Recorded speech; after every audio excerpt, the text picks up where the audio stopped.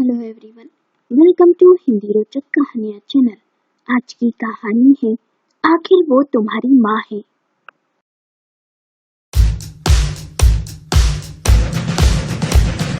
सुनंदा जड़वत सी बैठी हुई थी। आंखों से उसकी अश्रुधारा बहे जा रही थी। सामने सोफे पर नंद किशोर हताश सा बैठा हुआ था। तभी अचानक की सुनंदा जोर जोर से रोने लगी और कहने लगी, अभी उम्र ही क्या थी उसकी, भगवान जो उसे हमसे छीन लिया, अब क्या होगा इस घर का। तभी पानी का गिलास लेकर मधु आई और बोली, दादी जो होना था हो गया, आप इस तरह रोगी तो तबीयत खराब हो जाएगी। लो पानी पी लो, आप मेरे और हर्ष के बारे में तो सोचिए। आज सुबह सुबह घर में दुखों का पहाड़ टूट पड़ा। रात को अच्छी भली सोई पार्वती सुबह नहीं उठी। डॉक्टरों ने बताया कि दिल का दौरा पड़ने से पार्वती की मौत हो गई। ये सुन पार्वती की सास सुनंदा का रो रो कर हाल बेहाल था। 70 साल की उम्र में वो अच्छी भली है, जबकि पार्वती मात्र 45 साल की थी। इस उम्र में दुनिया छोड़ चली गई। सोच सोच कर सुनंदा का दिल बैठा ही जा रहा था। हर्ष और मधु अपने दोनों पोते पोतियों को सीने से लगाए सुनंदा सोच रही थी कि उसका बेटा भी उससे इस तरह सीने से लग अपनी कुछ पीड़ा कम कर लेता। मैं उसकी माँ हूँ, अपनी माँ से अपना दुख बांट लेता तो मन हल्का हो जाता। घर पूरा रिश्तेदारों से भरा था। पार्वती के शव को देख हर कोई दुखी था। सबके मुंह पर एक ही बात थी कि इतनी कम उम्र में बेचारी दुनिया छोड़ चली गई। बेचारी सुनंदा जी ने बहुत दुख देखे अपने जीवन में। अब बेटी समान बहू भी उन्हें छोड़ चली गई। पड़ोस वाली काकी ने कहा। पार्वती की भाभी ने धीमे स्वर में कहा, न जाने ये माँ जी कितनी उम्र लिखाकर लाई है, इस उम्र में भी चुस्त है। और एक मेरी ननद थी बेचारी, अचानक ही ऐसे हमें छोड़ चली गई। कभी सपने में भी नहीं सोचा था कि ऐसा कुछ होगा। पार्वती की बहन ने कहा, इतने दुख झेल कर भी ये माँ जी जिंदा है, पता नहीं किस मिट्टी की बनी है ये, बहुत ही बदनसीब है माँ जी। वहीं बैठी मधु ने अपनी मामी और मौसी की बातें सुनी। उसका मन भर आया। उसने कहा, आप ये सब कैसी बातें कर रही हैं? आपको कोई हक नहीं है मेरी दादी को बेचारी और बदनसीब कहने का। इस समय वे कितनी दुखी है, इस बात का अंदाजा भी आप सब में से किसी को नहीं होगा। अचानक ही नंद किशोर ने कहा, मधु चुप रहो, ये सब समय इन सब बातों को करने के लिए नहीं है। पार्वती को अंतिम विदाई दे 13 दिन बाद सभी रिश्तेदार चले गए। अब सुना सा घर सबको काटने दौड़ रहा था। पार्वती के होने से घर में एक रौनक सी थी। एक दिन मधु अपनी दादी को सुबह चाय देने आई तो देखा 7 बजने आ गए, पर वे अब तक सो रही हैं। मधु ने कहा, दादी उठिए, आप अब तक सो रही हैं, तबीयत तो ठीक है। सुनंदा ने कहा, पता नहीं बेटा, आंख लग गई आज।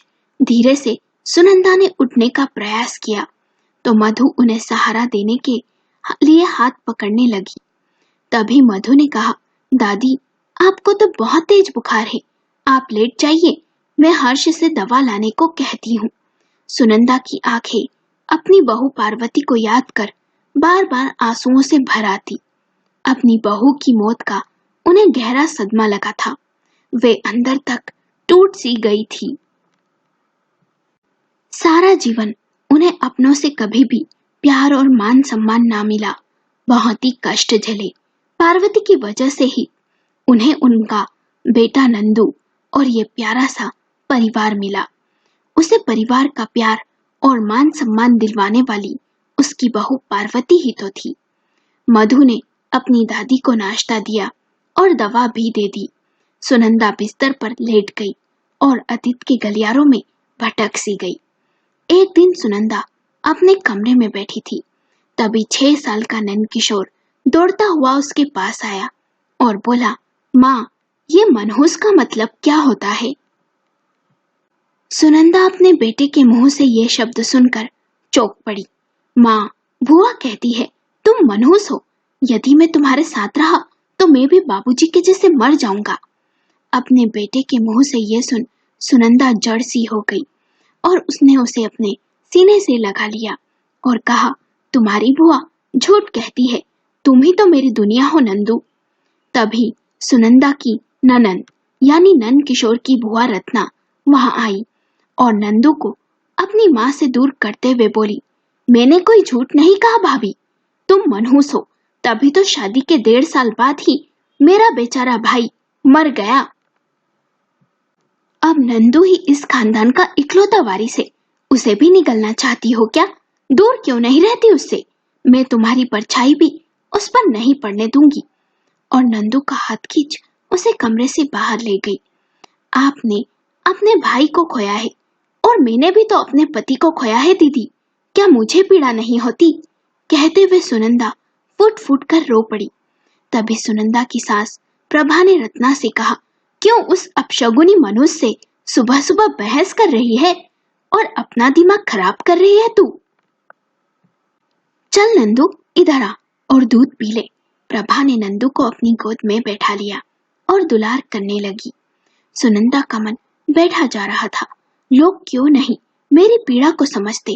मैंने भी तो अपना पति खोया है और जीवन और मृत्यु पर किसका बस चला है वो तो भगवान के हाथ में है। पति की मौत के 2 महीने बाद नंद किशोर का जन्म हुआ। उसे प्यार से सब नंदू बुलाते थे। कुछ महीने बाद सास और ननंद ने उसे अपने बच्चे से दूर कर दिया। वो उसे प्यार करने को भी तरस उठती। अपने बेटे को पल भर के लिए भी सीने से लगा लेने से वो कुछ पलों के लिए ही सही अपनी पीड़ा भूल जाती, पर उसे वो भी नसीब ना होता। जब नंदू पैदा हुआ तो घर में सभी बहुत खुश हुए। सास ने तो सुनंदा से ये तक कह दिया कि अच्छा हुआ बेटी ना हुई, मुझे तो ये डर था कि तू मनुष्य इस खानदान को ही ना मिटा डाले, बेटी पैदा कर। कुछ महीने बाद सास और ननंद ने उससे नंदू को दूर कर दिया, ये कहकर कि तू मनहूस है, इस बच्चे को भी ना खा जाए। नंदू को माँ के दूध की जगह गाय का दूध पिलाया जाने लगा। एक माँ की ममता अपने बेटे के लिए तरसने लगी थी। कभी कभी सुनंदा खुद को कोसने लगती। उसे लगता कहीं सास और ननंद सही तो नहीं कहती, कहीं मैं सच में मनहूस तो नहीं। जन्म देने के बाद माँ मर गई। थोड़ी बड़ी हुई तो भाई एक्सीडेंट में चल बसा और शादी हुई तो उसके 1.5 साल बाद पति की मौत हो गई। बेटा पैदा होते ही अपना न रहा। वो ये सब सोच सोच कर जोर से रोने लगती, पर उसका दुख दर्द समझने वाला इस घर में कोई नहीं था। समय बीता, नंदू दादी और बुआ की छाव में बड़ा हो रहा था। दोनों उस पर बहुत ही प्यार लुटाती। सुनंदा बेचारी छिप छिप कर अपने बेटे को निहारती। उसकी लाचारी उसे तोड़ कर रख देती। रत्ना शादी के बाद भी अपने मायके में ही 2 बेटियों के साथ रहती थी। उसका पति प्राइवेट कंपनी में काम करता था तो अधिकतर गांव से बाहर ही रहता। सबको बस नंद किशोर से ही उम्मीदें थी। नंद किशोर बचपन से ही पढ़ाई में होशियार था। जल्द ही उसने यूपीएससी की परीक्षा पास कर ली। उस दिन घर में बेहद ही खुशी का माहौल था। रत्ना और प्रभा तो खुशी से पागल ही उठी थी, बार बार कह रही थी, मैंने कहा था ना कि नंदू हमारे कुल का नाम रोशन करेगा। सुनंदा का मन भी खुशी से झूम उठा था। नंदू की पोस्टिंग शहर में हुई थी। जाने से पहले उसने सबके पैर छुए। वो सुनंदा के कमरे में उसके पैर छूने आया तो सुनंदा ने आशीर्वाद की बौछार भी कर दी, पर चाह कर भी अपने बेटे के सर पर हाथ न रख सकी कि कहीं उसकी मनहूसियत उसके बेटे को न खा जाए। आगे कुछ नंदू कहता उससे पहले उसे रत्ना ने आवाज दे दी, जिसे सुन नंदू कमरे से चला गया। उसके बाद बीच बीच में नंदू छुट्टी मिलने पर गांव आ जाता।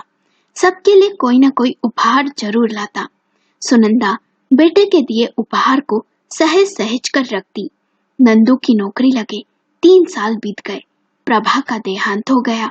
नंदू ने अपनी बुआ की दोनों बेटियों की शादी बड़ी ही धूमधाम से अच्छे घर में करवाई। नंदू की भी शादी की उम्र हो गई थी। उसके लिए अच्छे घर के रिश्ते भी आ रहे थे। एक दिन रत्ना ने सुनंदा को एक तस्वीर दिखाते हुए कहा, ये लड़की पार्वती बहुत ही खूबसूरत और बड़े घर की है, पढ़ी लिखी और संस्कारी है। मैंने नंदू के लिए पसंद की है। सुनंदा ने पूछा, क्या नंदू ने तस्वीर देखी? उसे लड़की पसंद है? रत्ना ने कहा, अरे उससे क्या पूछना, उसने तो साफ साफ कह दिया, भुआ जो तुम्हें पसंद होगी मैं उसी से ही शादी करूंगा। ये सुन सुनंदा को भीतर तक एक चुभन का एहसास हुआ। शादी की तैयारियां शुरू हो गई। सुनंदा का भी मन करता वो भी अपनी ननन के साथ बाजार जाए, अपनी बहू के लिए कपड़े गहने खरीदे, सभी औरतों के साथ बैठ बन्ना बन्नी गाए, पर मन की इच्छा अधूरी ही रह गई। रत्ना ने सुनंदा को किसी भी काम में शामिल ही नहीं होने दिया। शादी कर पार्वती ससुराल आ गई। पार्वती सीधी सरल लड़की थी। उसने कुछ दिनों में ही समझ लिया कि उसकी सास का घर में क्या ओहदा है। वो जान गई थी कि घर पर उसकी बुआ सास का ही राज है। सास तो बस चुपचाप सब देखती रहती है। वो ये भी जान गई थी कि उसके पति और सास के बीच एक दूरी सी है। उसे ये सब अच्छा नहीं लगता। एक दिन पार्वती अपनी सास को कमरे में चाय देने गई। पार्वती को देख सुनंदा हैरान थी। धीमे से बोली, आओ बहू, बैठो मेरे पास। कुछ मन में आया तो अपनी अलमारी खोल एक सोने का हार निकाला और पार्वती को देते हुए बोली, ये हार मुझे नंदू के बापू ने तोहफे में दिया था। मैंने बस इसे एक दो बार ही पहना है। इसे मेरा और उनका आशीर्वाद समझकर रख ले बहू। पार्वती उस हार को पहनने लगी। तभी वहां रत्ना आ गई और पार्वती के हाथ से हार ले बोली, भाभी दिमाग तो सही है ना? जिस हार को तुम 1.5 साल से ज्यादा ना पहन सकी वो तुम अपनी बहू को दे रही हो। बहू के पास बहुत गहने हैं, उसे कोई कमी नहीं है, समझी? आगे से उसे अपनी कोई भी चीज मत देना। सुनंदा ये सुन चुप रही। तभी पार्वती ने कहा, बुआ, माँ जी ने बहुत ही प्यार से ये मुझे दिया है। इसमें उनका और बाबूजी का आशीर्वाद है। मैं इसे पहनूंगी। पार्वती ने हार पहन लिया और बोली, बहुत ही सुंदर है माँ जी, और सास के पैर छू आशीर्वाद भी लिया। रत्ना चुपचाप सी खड़ी सब देखती रही। सुनंदा भी खुश हो गई और उसने अपनी बहू पर आशीर्वाद की बौछार कर दी। आज पहली बार किसी ने उसकी ननद की बात का विरोध कर उसका पक्ष लिया था। पार्वती ने मन ही मन सोच लिया था वो अपनी सास को सम्मान और प्रेम दिलवा कर रहेगी। वो सारा दिन उनके साथ बैठी रहती, उनसे बातें करती। ये सब रत्ना को फूटी आंख नहीं सुहाता। शादी को 1.5 माह होने आ गया था। पार्वती नंद किशोर के साथ शहर जाने वाली थी। उसने नंद किशोर से कहा, क्यों ना माँ जी को भी अपने साथ ले चले, वे रहेंगी तो घर में मेरा मन लगा रहेगा। नंद किशोर ने पार्वती से कहा, तुमने माँ से पूछा? पार्वती ने कहा, उनसे क्या पूछना, वे तुम्हारी माँ हैं, उनकी सेवा करना हमारा कर्तव्य है। जब रत्ना ने सुना तो बोली, अभी तुम्हारी नई नई शादी हुई है बहू, तुम्हारे पति के साथ घूमने फिरने के दिन है, बाद में कभी ले जाना अपनी सास को अपने साथ। पार्वती ने कहा, बुआ जी, मैंने बचपन में ही अपनी माँ को खो दिया था, इसलिए अब मुझे माँ का साथ और प्यार चाहिए। इसलिए माँ जी साथ चलेगी तो मुझे अच्छा लगेगा। आखिरकार रत्ना की एक भी ना चली और सुनंदा बेटे बहू के साथ शहर आ गई। कुछ दिन सुनंदा के लिए कश्मकश भरे रहे। जिस बेटे को बचपन से लेकर आज तक दूर से देखा, आज उसे अपने पास देख मन खुशी से रो पड़ता। पर माँ बेटे के बीच अब भी बातें ना के बराबर ही होती। पार्वती माँ बेटे के बीच की दूरी को कम करने की पूरी कोशिश करती। एक दिन पार्वती के कहने पर सुनंदा ने खीर और समोसे बनाए। पहला निवाला खाते ही नंद किशोर ने कहा, वाह, कितना स्वाद है तुम्हारे हाथों में। पार्वती ने मुस्कुराते हुए कहा, स्वाद मेरे नहीं, माँ जी के हाथों में है, उनकी तारीफ कीजिए। बेटे के मुंह से तारीफ सुन सुनंदा की आंखें भर आई। धीरे धीरे नंदकिशोर और सुनंदा में थोड़ी बहुत बातें होने लगी थी। सुनंदा को यह सब देख बहुत ही खुशी होती। समय बीतता गया। एक दिन पार्वती ने सुनंदा को बताया कि वो माँ बनने वाली है, जिसे सुन सुनंदा की खुशी का ठिकाना नहीं था। वो बोली, बेटी, तूने मेरी दादी बनने की तमन्ना पूरी कर दी। उसी दिन पार्वती ने अपनी सास से कहा, मेरी भी एक तमन्ना है माँ जी, कि एक दिन मैं आपको आपका बेटा लौटा कर रहूंगी, और ये मेरा आपसे वादा है। ये सुन सुनंदा की आंखें भर आई। पार्वती ने कहा, वे बहुत ही अच्छे हैं, उनके मन में कुछ भी गलत विचार नहीं है आपके प्रति माँ जी। पर बचपन में कुछ बातें उनके दिमाग में जो भर दी गई है, उसका असर खत्म होने में समय तो लगेगा ना माँ जी। उन्हें बस इस बात का भी एहसास है कि उन्होंने आपका बहुत दिल दुखाया है। अपनी बहू के मुंह से यह सब सुन सुनंदा का चेहरा खिल उठा। पार्वती की गोद भराई के दिन वो जिद पर अड़ गई कि उसकी गोद भराई सुनंदा ही करेगी। ये सुन रत्ना ने कहा, ये क्या कह रही हो, वो एक विधवा है। रिश्तेदारों ने भी उसे टोका, पर पार्वती ने नहीं सुना। सुनंदा ने भी कहा, सब सही कह रहे हैं, ये काम सुहागन औरतें ही करती है। पर पार्वती नहीं मानी और सुनंदा ने ही उसकी गोद भरी। सुनंदा ऐसी बहू को पाकर अपने आप को खुशकिस्मत समझने लगी थी। बेटे हर्ष का जन्म हुआ। सुनंदा अपने पोते के साथ बहुत खुश थी। जो अरमान उसने अपने बेटे के साथ पूरे नहीं किए थे, वो अपने पोते के साथ पूरे कर रही थी।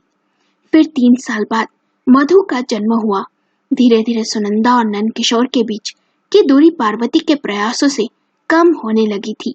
दोनों के बीच का संकोच मिटने लगा था। अब माँ बेटे में खुलकर बातें होती थी।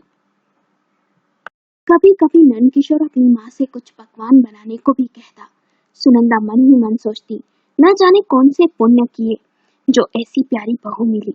यदि आज बहू ने मेरा साथ न दिया होता तो मैं गांव में उस कमरे में अकेले ही पड़े पड़े अपना बुढ़ापा काट रही होती। कुछ साल बीते कि रत्ना का भी देहांत हो गया। हर्ष कॉलेज में था और मधु 12वीं में। दोनों ही बहुत होशियार थे। उनकी दादी में उनकी जान बसती थी। कुछ साल और बीते। पार्वती ने सुनंदा का जीवन खुशियों से भर दिया। और फिर अचानक ही पार्वती सब छोड़कर चली गई। सुनंदा को एक झटका सा लगा। मधु की आवाज से सुनंदा अतीत से वर्तमान में आई। उठने लगी, पर अचानक से बेहोश हो गई। मधु जोर से चीखी, जिसे सुन सब कमरे में आ गए। नंदकिशोर माँ के पास बैठ गया और हर्ष डॉक्टर को बुलाने गया। नंदकिशोर की आंखें नम थी। डॉक्टर ने बताया कि सुनंदा को सदमा लगा है। इस उम्र में सदमे से उबरना आसान नहीं। दवा देता हूँ, बाकी सब भगवान भरोसे। डॉक्टर की बात सुन हर्ष और मधु रोने लगे। मधु ने कहा, दादी, आप हमें छोड़कर नहीं जा सकती। माँ तो चली गई, आप भी चली गई तो हमारा क्या होगा। नंदकिशोर भी रोने लगा। सुनंदा को अस्पताल में भर्ती करवाया गया। पूरे 2 दिन बाद उसे होश आया तो उसने देखा नंदकिशोर उसके पैरों के पास बैठा है और मधु और हर्ष सामने सोफे पर बैठे हैं। नंदकिशोर ने कहा, माँ, तुम ठीक तो हो? यह सुन सुनंदा जोर जोर से रोने लगी और बोली, मैं बहुत ही बदनसीब हूँ, मनहूस हूँ। मेरी आंखों के सामने मेरी बहू चली गई और मैं अब भी जिंदा हूँ। भगवान मुझ मनुष्य को मौत भी नहीं देता। नंदकिशोर ने कहा, माँ, ऐसा मत कहो और रोना बंद करो। ऐसा करने से पार्वती की आत्मा को बहुत कष्ट होगा। वो तुम्हें बहुत चाहती थी माँ, और कोई भी इंसान मनहूस नहीं होता। माँ लोगों की सोच उसे मनहूस बना देती है।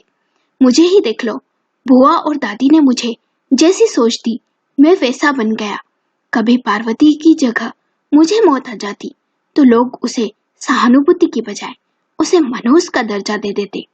आज सुनंदा अपने बेटे का एक नया ही रूप देख रही थी। नंदकिशोर अपने मन की बातें कहे जा रहा था। बचपन में मैं तुम्हारे प्यार से वंचित रहा माँ। अब मैं तुम्हारे बिना नहीं जी सकता। तुम्हें मेरे हर्ष और मधु के लिए जीवित रहना होगा माँ। मुझे माफ कर दो माँ। सुनंदा का चेहरा आंसुओं से भीग गया था। आज उसे ऐसा लग रहा था कि जीवन की सबसे बड़ी खुशी मिल गई हो। नंद किशोर छोटे बच्चे की भांति रोता हुआ सुनंदा के सीने से लग गया। आज बहुत समय बाद उसे एक सुकून मिला। सुनंदा को पार्वती की कही बात याद आ गई। मेरी तमन्ना तभी पूरी होगी माँ, जब आपको आपका बेटा लौटा दूंगी। ये मेरा वादा है। सुनंदा ने मन ही मन कहा, आज तेरा वादा पूरा हुआ बहू, पर तू ये देखने के लिए नहीं है। काश इस समय तू यहाँ होती। अपनी बहू को याद कर सुनंदा का मन रो पड़ा। उसने बेटे को दुलार किया। आज पार्वती की वजह से सुनंदा को उसका बेटा और परिवार मिल गया था। दोस्तों, आपको कहानी कैसी लगी? हमें अपने विचार कमेंट करके बताएं। कहानी पसंद आई हो तो वीडियो को लाइक करें, शेयर करें और चैनल को सब्सक्राइब करें।